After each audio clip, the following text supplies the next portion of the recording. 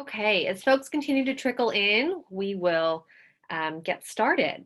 So I want to thank you all for joining us today. This is the first of 3 virtual tours that we're doing on collecting and Provenance era art.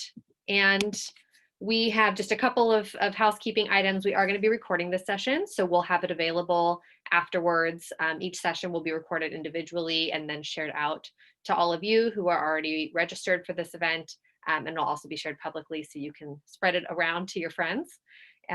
We are asking that you use the chat box to communicate with us. For those of you who've not used the chat box before, at the bottom of your screen, there's an option to open a chat, and you can chat to the panelists and ask us your questions there. So Jennifer McComas is going to be leading our session today, and she will gladly answer questions at the end.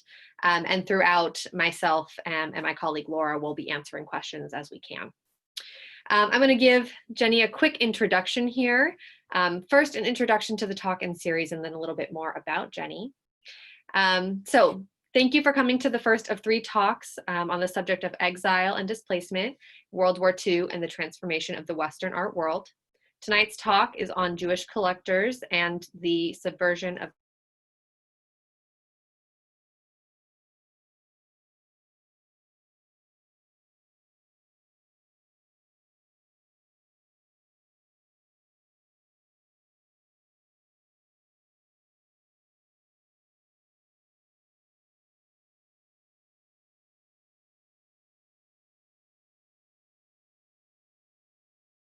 We are committed to determining the whereabouts of our European art objects between the years of 1933 and 1945, and taking the steps to restitute these works if necessary. While guided by an ethical mandate to conduct research, we have also found that provenance research greatly enhanced our knowledge of many works in our collection and the lives of the people who once owned them. This series of talks focuses on the profound meaning of art for those who were persecuted and displaced during World War II. About Jenny. As I mentioned, Jenny is the curator of European and American art at the Eskenazi Museum of Art. She holds a PhD in art history from Indiana University and has been with the museum since 2004. Jenny has spent many years researching the World War II era provenance of European art in the museum's collections and helped facilitate the 2011 restitution of a painting to a museum in Berlin. In 2018, she was selected as a participant in the German-American Provenance Research Exchange Program held at the Getty Research Institute in Los Angeles and the Central Institute for Art History in Munich. She has published and lectured nationally and internationally on provenance, as well as topics in the history of collecting and the politics of modern art in the mid-20th century Germany and United States. She is the author of Swing Landscape, Stuart Davis and the Modernist Mural, a forthcoming book with Yale University Press.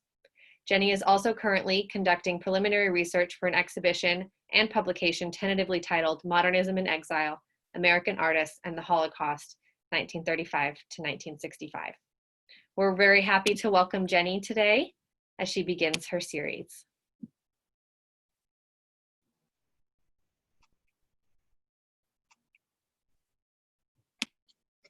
Hi, everyone. So I'm Jenny, and I'm really pleased to welcome you tonight to this talk on Jewish art collectors and the subversion of Nazi art looting. As Erin mentioned, this is the first of 3 talks.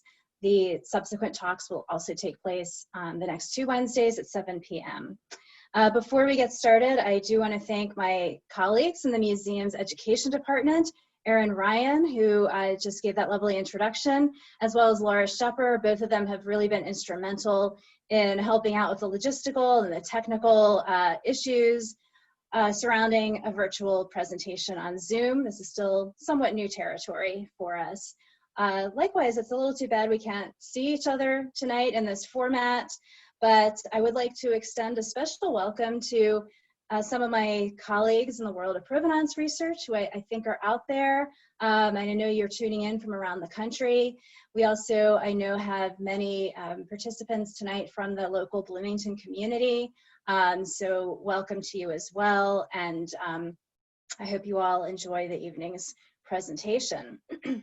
So in my talk tonight, I'll be looking at Nazi art looting from a somewhat different angle than it's usually considered from, but one which I think and hope will broaden our understanding of the topic. And I'll be doing this using specific examples from the permanent collection of the Eskenazi Museum of Art. Before I turn to the topic of the evening, I thought I would say just a few words about the Eskenazi Museum of Art for those of you who are joining from a distance and may not have had a chance to visit us in person. As you probably know, we are located on the campus of Indiana University, or IU, in Bloomington, and this is about 1 hour south of Indianapolis for some geographic context. The museum traces its official history to 1941, when exhibition and collecting activities were formally established at Indiana University. That was under the leadership of a newly appointed Fine Arts Department chair named Henry Radford Hope. He had studied museology with the renowned Professor Paul Sachs at Harvard. Today we have a more or less encyclopedic collection of about 46,000 objects, and we're housed in the building you see on your screen, a modernist design by the firm of I.M. Pei, which opened in the early 1980s. And we are often ranked among the top 5 university art museums in the country. It was in 2004 that the museum began to address the question of Holocaust-era art looting. Like most other museums, our actions were spurred by the creation in 1998 of the Washington Conference Principles on Nazi Confiscated Art. And Erin, do you happen to have that link?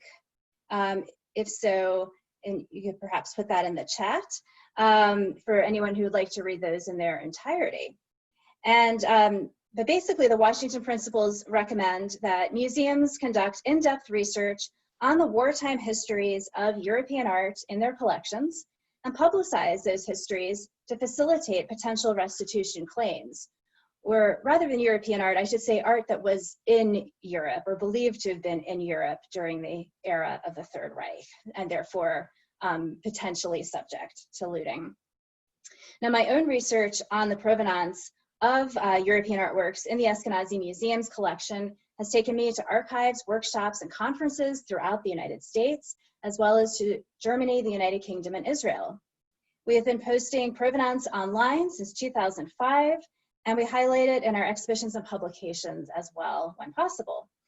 And again, Erin, if you could put the link to our provenance research page in the chat, and people could check that out and see more detailed histories of 800 or 900 objects in our collection.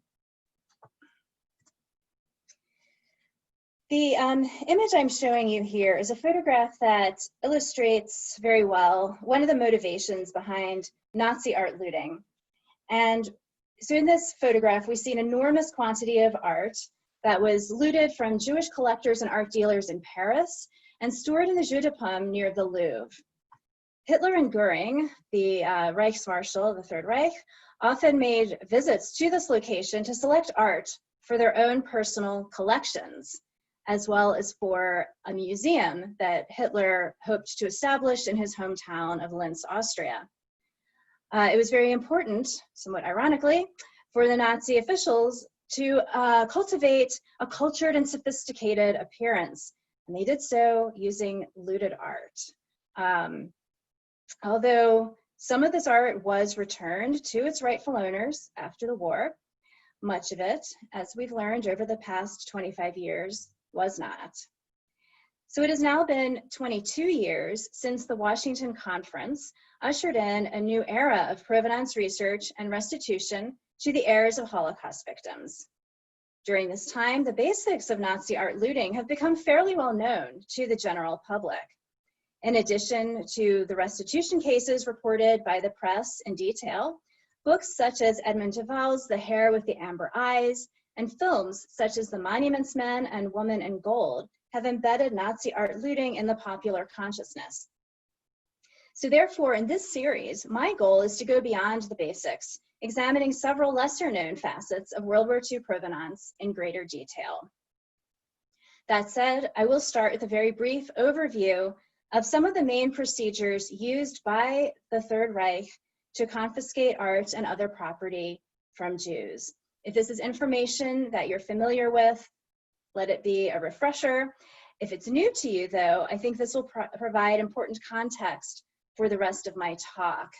I want to point out as well that as the war progressed, non-Jewish collections and libraries and museums were also subject to looting, but the initial and sustained focus of looting was Jewish collections. And so the expropriation of property, of Jewish property, began immediately after Hitler came to power in 1933. Initially, this was through the so-called Aryanization of Jewish-owned businesses, meaning that such businesses would often be forcibly transferred to a non-Jewish owner. And there was often great financial loss entailed in this process. There was also the use of something called the Reichsflight tax, which was a tax established in the 20s, initially to prevent wealthy Germans from removing all of their assets from the economically struggling country if they chose to emigrate. Under the Nazis, this tax became a tool to seize up to 99% of the assets of emigrating Jews. So that would include artworks, of course. I won't read everything on the slide, I'll let you do that. But the confiscation of Jewish property continued unabated throughout the war, and it was often managed by organizations set up for that very purpose. One of the best known is the ERR, which is the acronym for the Einsatzstab Reichsleiter Rosenberg, mentioned on the slide. This was an organization that managed the looting of art throughout Europe, but is particularly associated with France and the Netherlands. Ultimately, approximately 650,000 works of art were looted or otherwise displaced between 1933 and 1945. It's imperative to recognize the role that the confiscation of property played within the Holocaust, and we have an ethical imperative today to research and restitute that property to the best of our ability. But I think it's equally important to recall that Jews and others persecuted by the Nazis were not simply passive victims, and that fighting back against persecution did not always entail joining the resistance or staging an uprising, as occurred in Warsaw in the spring of 1943. There were many less dramatic, even subtle ways for people to resist persecution and dispossession. I would argue that actively working to prevent one's art from falling into Nazi hands constituted an act of resistance, especially as these actions could endanger one's safety. Through my research, I've uncovered the stories of several works of art that found their way to new geographic locations during the war years at the behest of their rightful owners. And these are among the most unexpected and moving stories that I've uncovered during my years of conducting provenance research. With this in mind, I've designed my talks around the theme of survival, the survival of artworks and the survival of people. In these three talks, I'm going to look at how a variety of artists, art collectors, and art dealers, all of whom are connected in some way to our collections at the Eskenazi, worked to subvert Nazi art looting and push back against Nazi propaganda. And they did so while facing persecution and cultural displacement, and while having to reinvent their lives outside of Nazi-occupied Europe. We'll learn about these individuals' life stories alongside the artworks they managed to save. And on a broader scale, we'll look at how the relocation of so many people and works of art ultimately transformed art markets, art museums, and art history itself. Tonight, I'll focus on works once owned by 3 Jewish collectors and their families. In 2 cases, these families were able to flee Nazi-occupied Europe, and so we will also take a look at the logistics and the politics of immigration.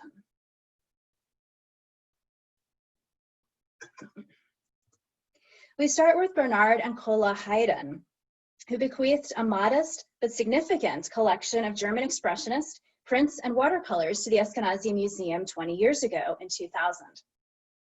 I'm showing you here a painting of the couple by an unidentified artist. This probably dates from the 30s or 40s, and pardon the crease in the photograph. This was found in one of our collector's files on the Haydyns, and I thought it was more interesting than just showing you a photograph. So Bernard Haydn was born in Frankfurt am Main in 1910. A child prodigy, he began writing music at age 6 and learned to play the piano, clarinet, and violin. He went on to a successful career as a composer, writing an opera as well as symphonies and concertos. His mother was also a musician, a violinist, and his father, who was a judge and a city councilman, had a strong interest in contemporary art, and he was the one responsible for building the family's collection. And here's a painting, a portrait of Bernard Haydn's father. Before I continue, a word about the family's surnames is in order. As you may notice in the painting's caption, that Bernard Haydn's father was named Ernst Levy, and that was Bernard's surname by birth as well. So in the 1920s, Bernard's sister, Margaret, encouraged members of the family to change their surname from Levy to something less obviously Jewish. She chose their mother's maiden name, and Bernard followed her example at a later date. Margaret's name change is in line with steps German Jews have been taking during the previous century to downplay their Jewish identity, because Jews found they continued to occupy a liminal and marginal position in German society, even as they fully participated in that society, even if they served on city councils and patronized German artists. I will say that Ernst did not appear to change his last name, however. So returning now to the family's art collection, Ernst did not have the resources to build a major art collection, but he was able to take advantage of personal friendships he had developed with artists in Frankfurt. So how did he get to know these artists? As a city councilman, he took on a role supervising social welfare programs for Frankfurt-based artists during the 1920s. As Bernard later recalled, that interested him much more than being a judge. And he noted that his father had a fantastic eye for modern art. Among the artists whose works Ernst collected were Erich Heckel, Karl Hofer, Alfred Kubin, Lovis Corinth, and Lionel Feininger, all pioneers of German modernism, especially Expressionism. One of the family's first contemporary acquisitions was this watercolor by Paul Klee, titled With Two Dromedaries and One Donkey. This is one of a group of watercolors inspired by Klee's 1914 trip to Tunisia, and they now rank among his most significant bodies of work. Klee originally painted this watercolor in 1914, but made some changes to it in 1919, the same year he showed it in his first solo exhibition in Frankfurt at a gallery called Zingler's Kabinett für Kunst und Bücherfreunde. According to Bernard Haydn's recollections, his father brought home 5 of Klee's Tunisian watercolors from this show, but had to ask the family to select just one that they wanted to purchase. Apparently, they could only afford to buy one, as this was an era of severe economic depression and inflation in Germany just at the end of World War I. The family spent 75 Deutschmarks on the watercolor, which, according to one source I consulted, was the equivalent of less than $2 at the height of the post-war hyperinflation. The family also got to know the artist Max Beckmann very well during the 1920s. Beckmann had established a reputation as one of Germany's most important artists in the wake of World War I, and he lived in Frankfurt for most of the 1920s. I'm showing you 2 of his paintings of the Frankfurt cityscape from that decade, including one depicting the synagogue on the Borneplatz, which was destroyed in 1938 on Kristallnacht. According to Haydn, to Bernard, his father helped Beckmann also procure his teaching position at the city's Städel Academy of Fine Art. Beckmann is definitely the best represented artist in the Haydn collection. And among the works the family acquired from the artist were this self-portrait, dry point, now in the Eskenazi Museum's collection, and an oil painting titled Orchestra, now in a private collection. This is a work that Ernst commissioned and subsequently lent to an exhibition at the National Gallery in Berlin.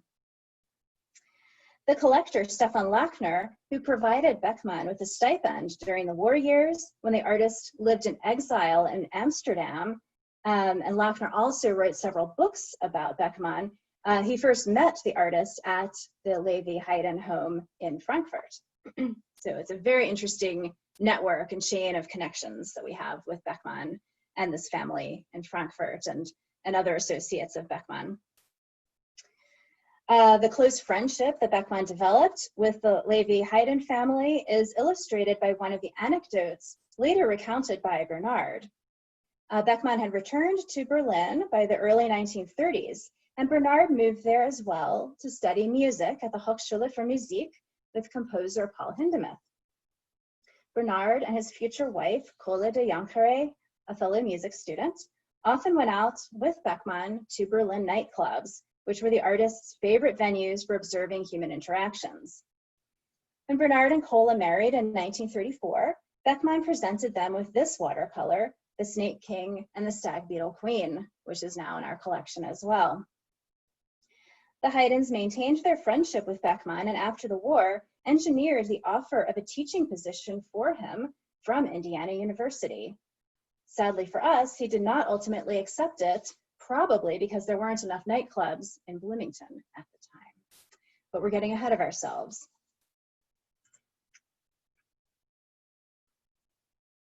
Returning to the 1930s and to the Haydns. Bernard was unable to complete his music degree in Berlin because, as he stated simply, Hitler happened. In an interview conducted in 1999, he recalled, "I was up for my final. I had to conduct a concert. At the final rehearsal, the oboe player stood up and said he refused to play with a Jewish conductor. So that was the end of my academic career." Unsurprisingly, in 1935, Bernard and Kohle decided to emigrate from Germany to the US.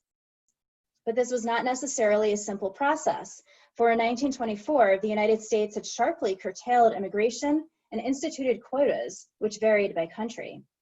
The quotas were transparently racist and anti-Semitic, intending to limit or ban immigration from Eastern and Southern Europe, as well as Asia.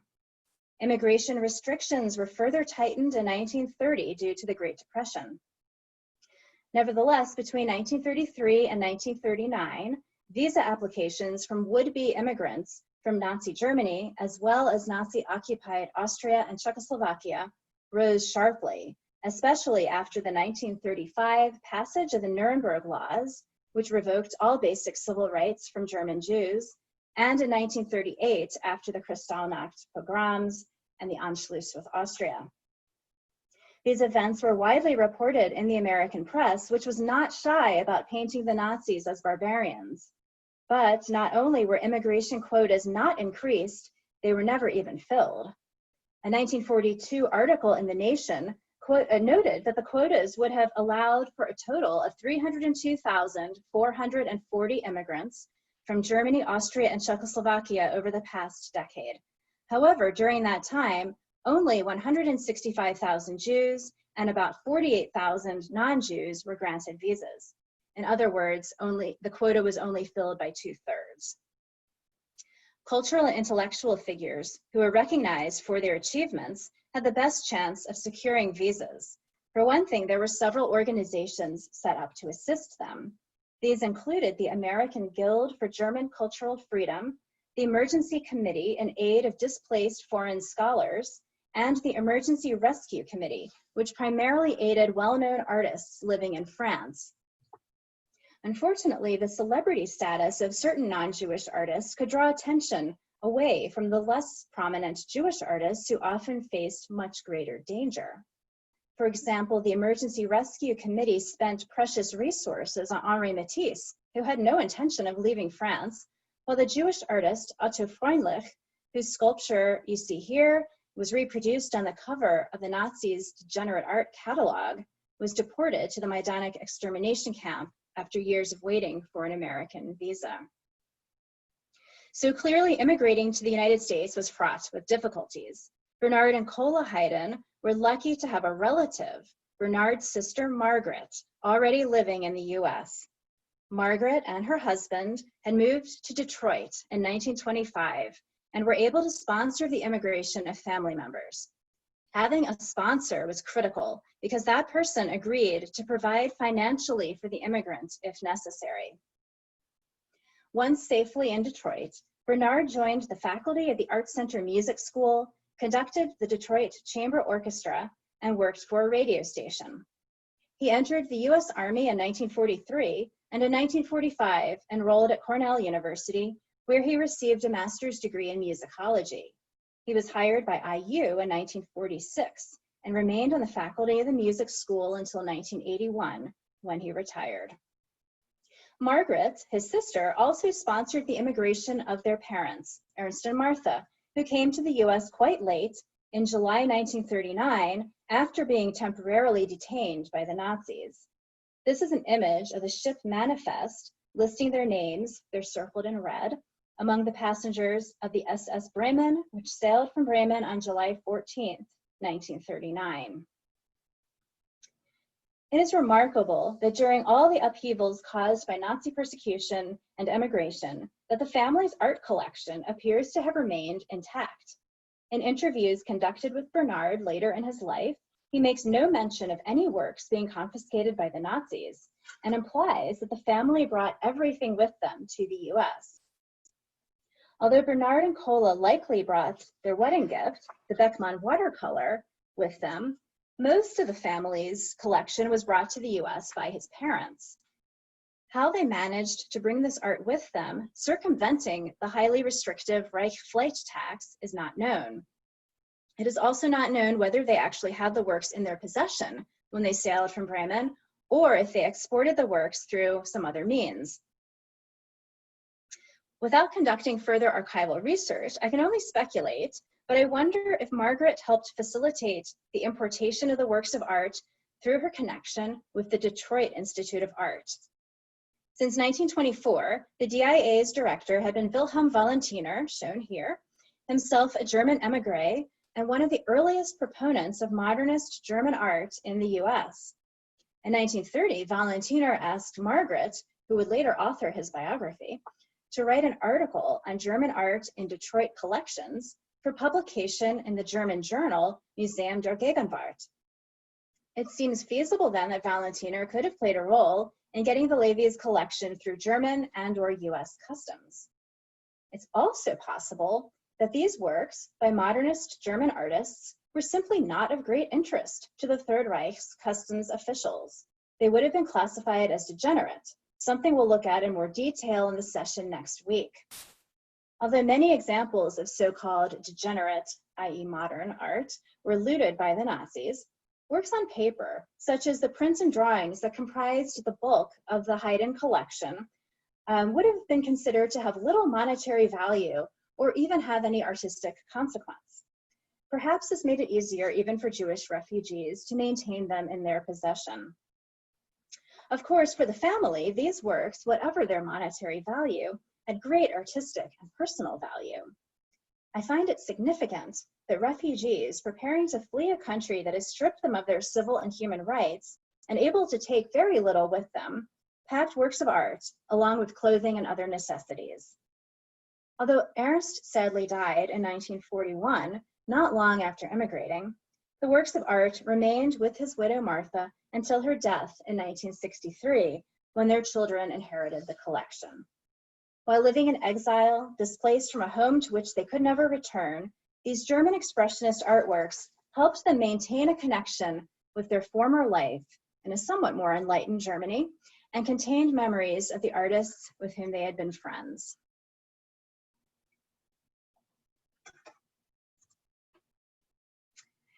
We'll now turn to the story of Gina and Felix Horowitz, who donated this portrait on the screen, a portrait by German painter Franz Seraph von Lenbach, to the Eskenazi Museum in 1981.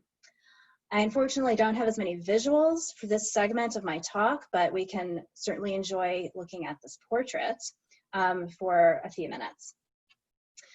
So Felix Horowitz was an internationally renowned biochemist and immunologist who taught at Indiana University from 1948 to 1966. He was not an art collector per se, but his wife, Gina, had inherited this Lenbach portrait, which she greatly treasured. The story of the families and this painting's journey to Bloomington is a remarkable story of survival against a backdrop of tragedy.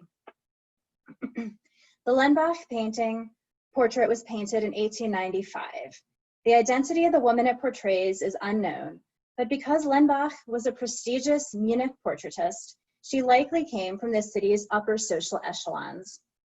Only 5 years later, it was put up for sale at the Bernheimer Gallery in Munich, and it was purchased the following year by Gina Horowitz's father, Robert Perutz, who was a partner in a textile manufacturing and wholesale business in Prague. Everything I know of the painting's remarkable story from that point on was conveyed to me by Gina and Felix's daughter, Alice Horowitz-Sievert, with whom I corresponded several years ago. So fast forward from 1901, when Robert Perutz purchased the Lenbach portrait, to 1926, when he died. For a time, the painting remained in the apartment of his widow, Marie, though at some point, Gina inherited it. In her correspondence with me, Alice described her mother, Gina, in this way. My mother, Gina Perutz Horowitz, was a woman of many interests. She enjoyed athletics, art and music, and spoke multiple languages. At a time when few women attended university, she studied the history of art. Felix, whom she married in 1925, also came from a cultured family with strong interests in languages, music, and the sciences. The year they married, Felix was appointed to the faculty of the German University in Prague, where he pursued pioneering research on the chemistry of hemoglobin. The couple had 2 children, Alice and Martin. The Perutz and Horowitz families were both of Jewish origin, though by the 1920s, they were non-observant and some family members had been baptized. They were highly assimilated within the German culture that dominated in Prague before World War I, when the city was part of the Austro-Hungarian Empire. German was Felix Horowitz's native language, and probably Gina's as well, though both also spoke Czech. While the Perutz family had risen to some prominence in the 19th century thanks to their innovations in textile manufacturing, many members of both families entered academia, especially the sciences, in the decades before World War II. Yet neither their assimilation nor the family's contributions to textile manufacturing and scientific research mattered once the Nazis came to power and annexed the Sudetenland, the western part of Czechoslovakia, in 1938. At the time this occurred, Felix was conducting research at a lab in Copenhagen. Worried about his family, he decided to return to Prague, taking a circuitous route across the Baltic Sea to Poland in order to avoid traveling through German territory. Soon after he arrived, the administration of his university was transferred to the Third Reich, and he was deprived of his right to teach. Fortunately, his reputation as a leading scientist garnered him the offer of a position with the University of Istanbul. It is not well known that many European Jewish academics found refuge in Turkey during World War II. While Western countries, such as the US, were refusing entry to vast numbers of Jewish refugees, Turkey saw an opportunity to enhance the caliber of its universities by inviting European Jewish scholars to join their faculties. Felix, Gina, and their children left Prague for Istanbul 2 weeks after Hitler's troops invaded the city. They brought only about $70 with them, and most of their property was seized by the Gestapo.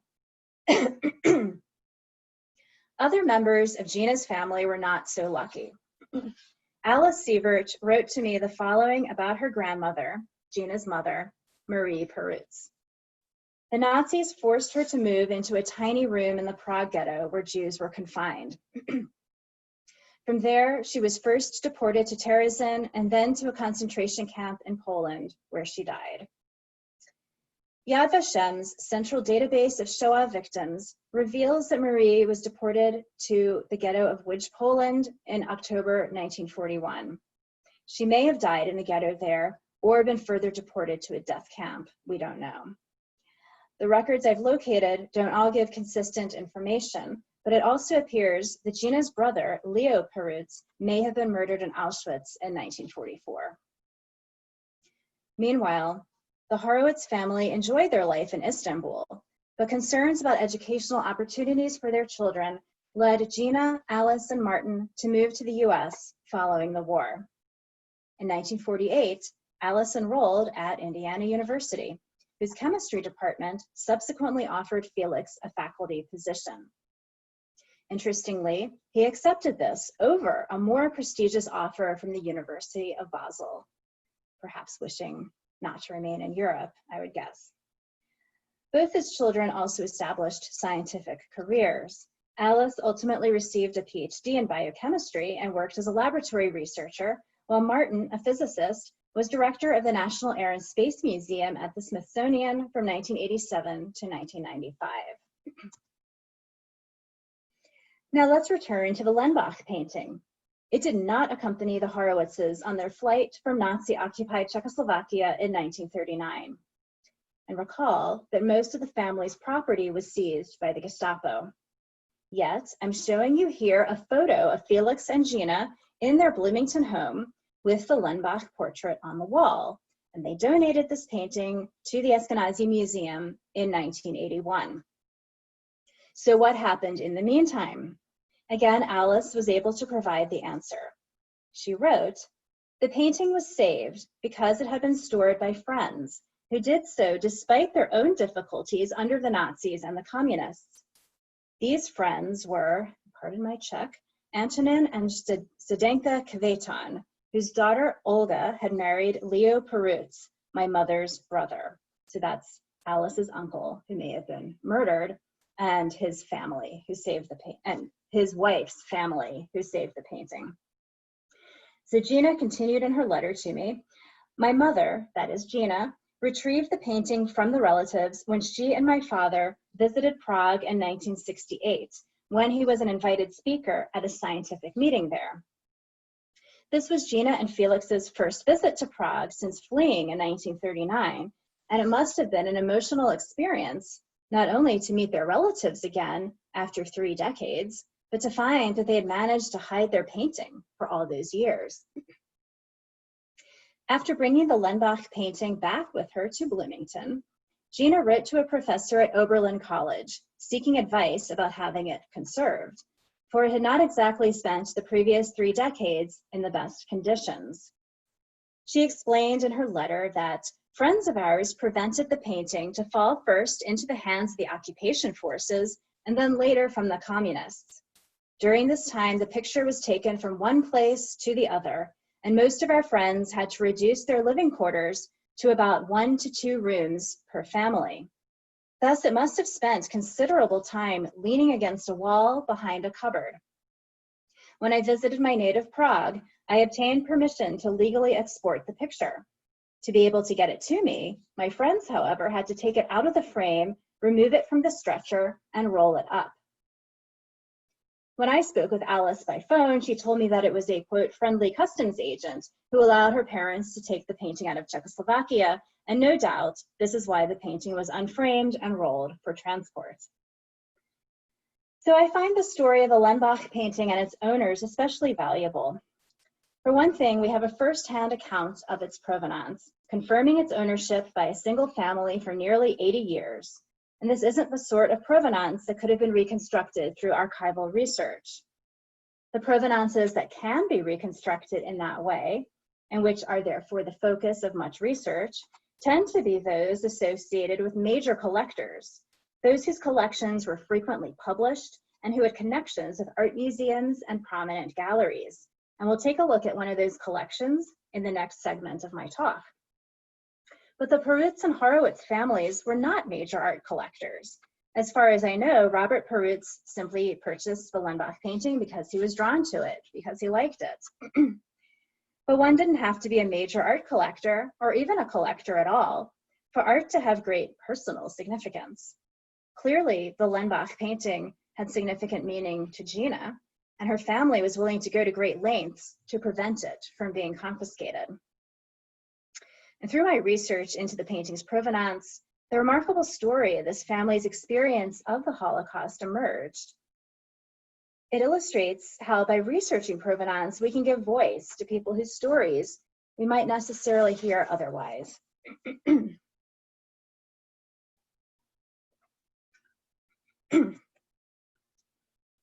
The third and final work we'll look at tonight, excuse me, is this landscape painting attributed to the Dutch 17th century artist, Jan Hackert. This has been in the collection of the Eskenazi Museum since 1960, when it was donated by the collector, Frederick Stafford. Stafford had purchased the picture at auction the previous year and knew little about its provenance when he donated it. And of course, this was the era before the intensive provenance research that we would conduct today as a matter of due diligence.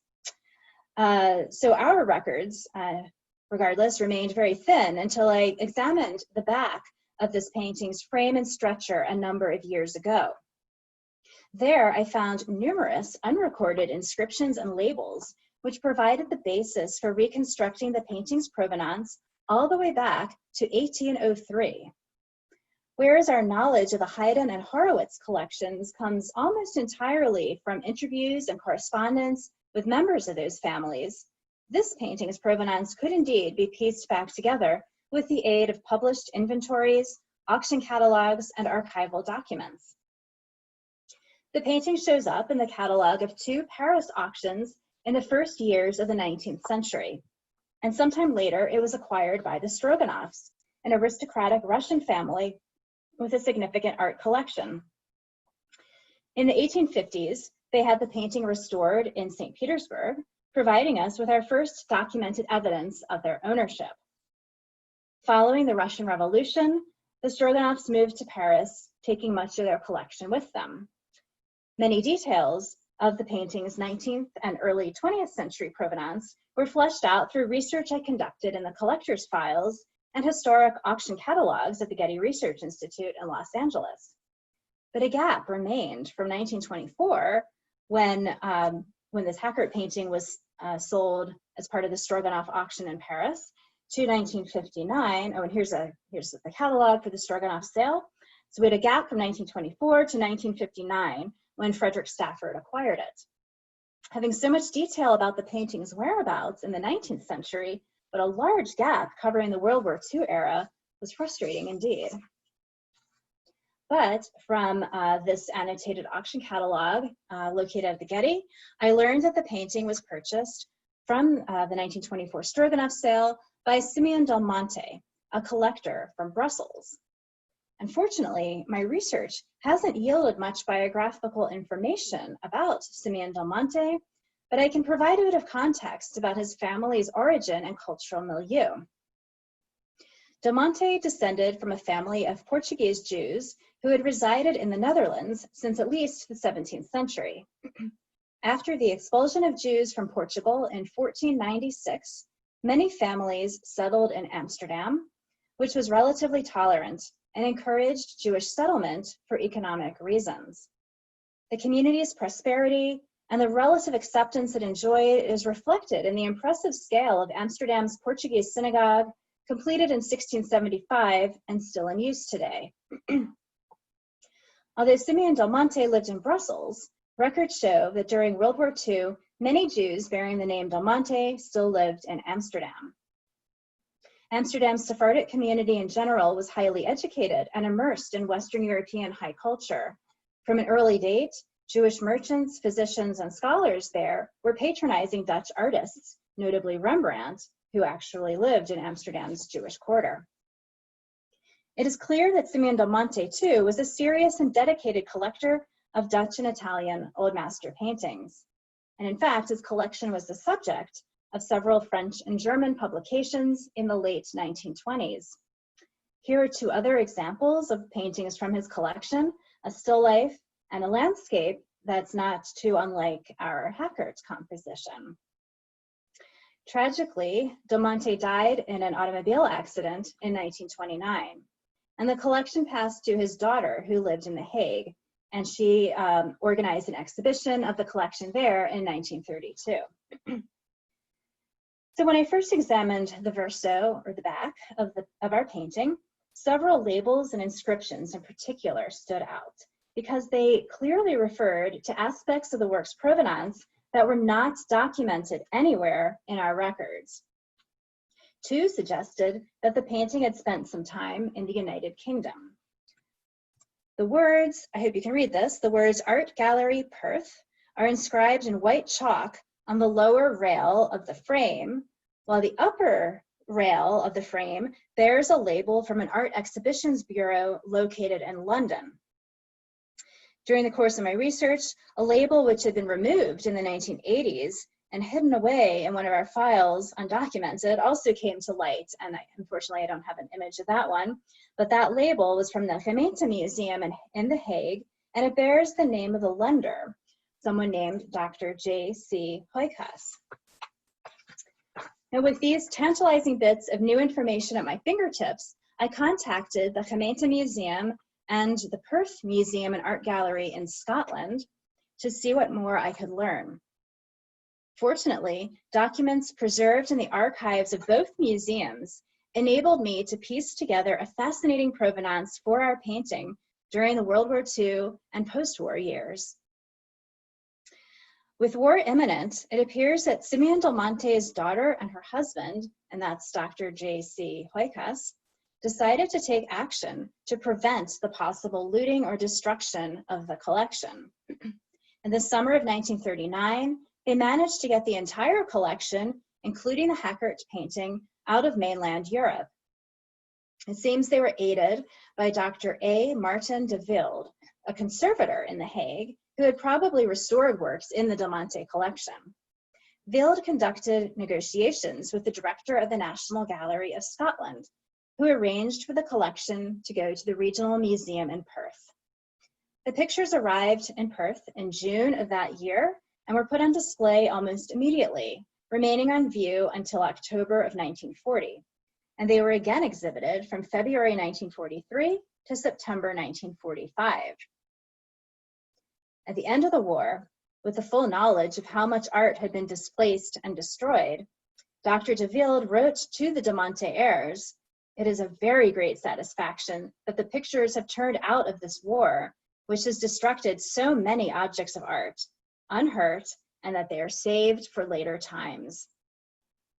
And indeed, it is almost certain that the paintings would have been confiscated by the ERR had they remained in The Hague, the auction houses in The Hague, by the way, became notorious collaborators with the Nazis, and they sold off vast quantities of looted Jewish property.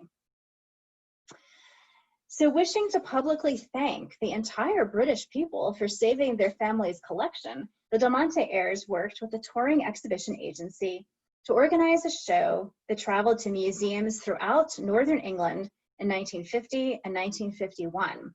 And this enabled a wider swath of the population to view the collection. And that's also the origin of this London exhibition label that we see on the verso. Ultimately, however, a collection of old master paintings of this scale and value couldn't be maintained by the family.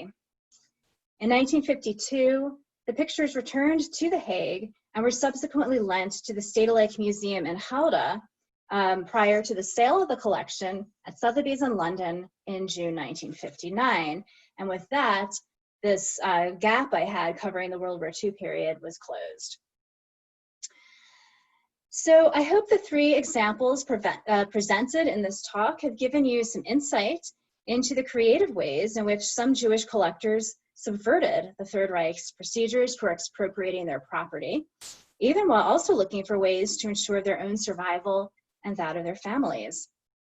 In next week's session, again on Wednesday at 7 p.m., we'll look at the Third Reich's campaign against modern art, the so-called Degenerate Art campaign, and we'll focus on how the Nazis' actions led to the creation of new audiences and markets for German modernism abroad. I really want to thank everyone for being here tonight, for taking the time out of your evening to join us for this talk.